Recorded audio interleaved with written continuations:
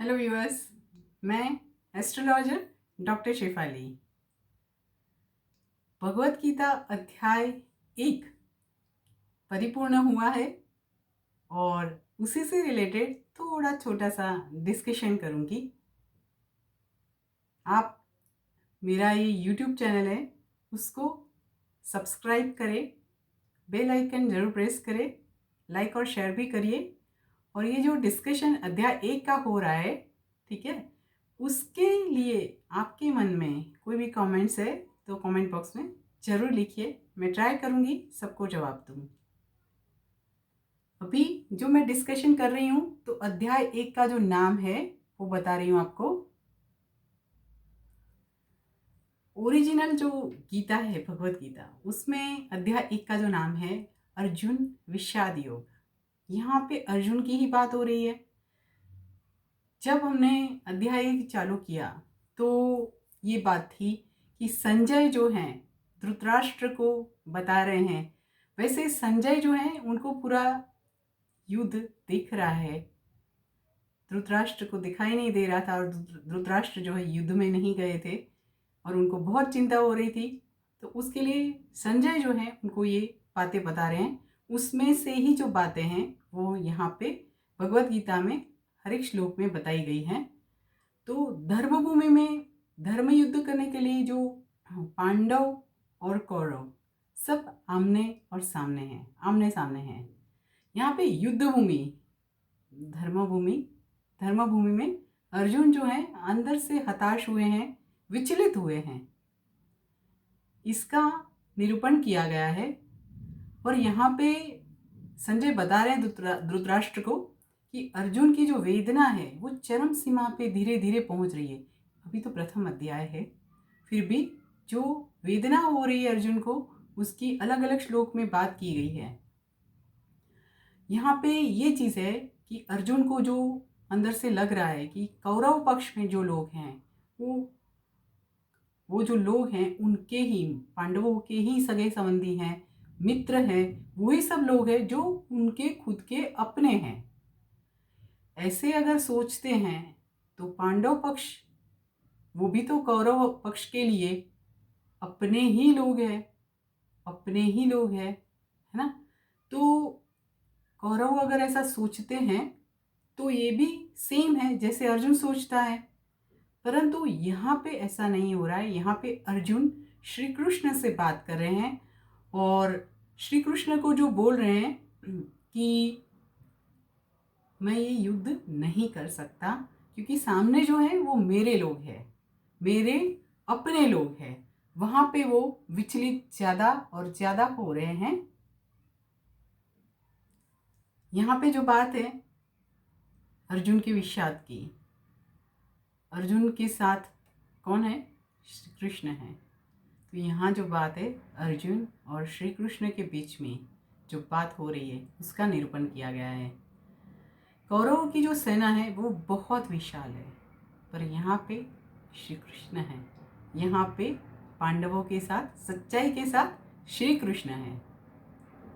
और श्री कृष्ण अर्जुन को बताते हैं कि देखो ये युद्ध भूमि, ये धर्म भूमि को देखो। और यहाँ पे ये चीज़ समझाने के लिए उनको बोल रहे हैं कि ये देखो।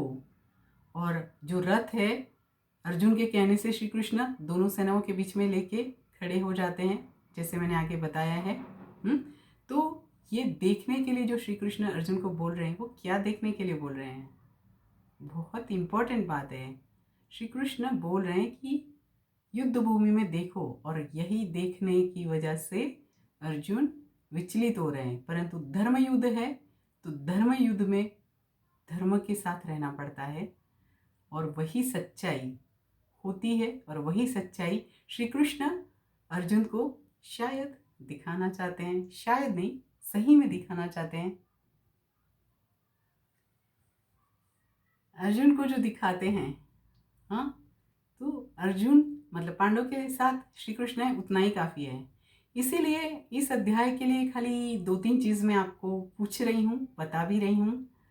तो ये बता रही हूँ कि कई बार ऐसा होता है ना, जैसे अर्जुन यहाँ पे तो रथ में व्यतीत होकर बैठ जाते हैं, पर कई बार क्या होता है कि हम लोग के साथ कौन होता है वो ही लाइफ में इम्पोर्टेंट होता है। हम लोग की लाइफ में हम लोग के साथ में कौन होता है वही इम्पोर्टेंट होता है। ये नोट करके रखिएगा। जब दुर्योधन को पूछा गया था कि आप किसको लेंगे, सेना या श्री कृष्ण, दुर्योधन ने सेना को लिया क्योंकि सेना विशाल चाहिए थी उनको, और अर्जुन ने श्री कृष्ण को लिया। हमेशा याद रखिए कि आपके साथ कौन है। सही है। ये जो अर्जुन विषाद योग है उसमें ये बात तो मैंने आपको बताई, साथ में ये चीज़ आपको बता रही हूँ कि ये जो यहाँ पे हो रहा है कौरव और पांडवों की जो युद्ध भूमि में जो परिस्थिति है उसमें अर्जुन के मन की मनोस्थिति जो है उसको लेकर मैं आपको पूछ रही हूँ। कहीं आप भी, मतलब आप तो नहीं बोलूँगी यहाँ पे, बट कहीं हम लोग अपने ही घर वालों के, अपने ही लोगों के सामने कहीं खड़े तो नहीं हो जा रहे हैं, कहीं उनके साथ द्रोह तो नहीं कर रहे हैं, उनके आत्मविश्वास, उनके विश्वास के साथ छल तो नहीं कर रहे हैं। ये भी उतना ही इम्पोर्टेंट है। हम लोग ये देखते हैं कि हम लोग के लोग आगे जाएं, चाहे वो समाज हो, ज्ञाति हो, कुटुंब हो, कजिन्स हो, हाँ, ये हम सोचते हैं। तो क्या हम लोग हमारे लोगों को आगे बढ़ने में सपोर्ट कर रहे हैं, सही में कर रहे हैं कि नहीं कर रहे हैं? और मेरा ये कहना है कि अगर आप सपोर्ट करते हैं तो वो सबसे अच्छी बात है। उससे बड़ा कोई काम नहीं होता है जो अपने ही लोगों को आगे बढ़ाए। और अगर आप आगे बढ़ा रहे हैं, गुड, बट अगर कहीं ऐसा तो नहीं कर रहे हैं कि उनको आगे बढ़ते हुए देखते आपको तकलीफ हो रही है और उनको पीछे रख के आप आगे बढ़ने का प्रयत्न करते हैं, आप उनको आगे बढ़ते हुए शून्यता से देख रहे हैं, कुछ भी बिना भाव का आप उनको देख रहे हैं, कहीं ऐसा तो नहीं कर रहे हैं?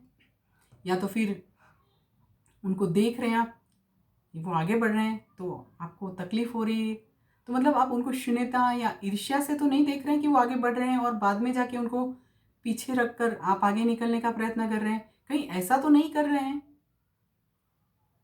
ये सोचने वाली बात है। जरूर से सोचिए आप कर क्या रहे हैं, रियल लाइफ में आप कर क्या रहे हैं अपने लोगों के साथ। ये बहुत ज़रूरी है। और ये जो है भगवत गीता अध्याय 1 का अर्जुन विषाद योग, उसमें से मुझे बस खाली इतना ही डिस्कस करना था क्योंकि ये अध्याय 1 परिपूर्ण हुआ है। कल से अध्याय 2 का हर दिन का एक श्लोक लेकर आपके सामने फिर से आऊँगी। परंतु आप कमेंट बॉक्स में ज़रूर लिखिए आप अपने लोगों का सपोर्ट करते हैं तो किस तरह से करते हैं। बस आज के लिए उतना ही। जय श्री कृष्ण।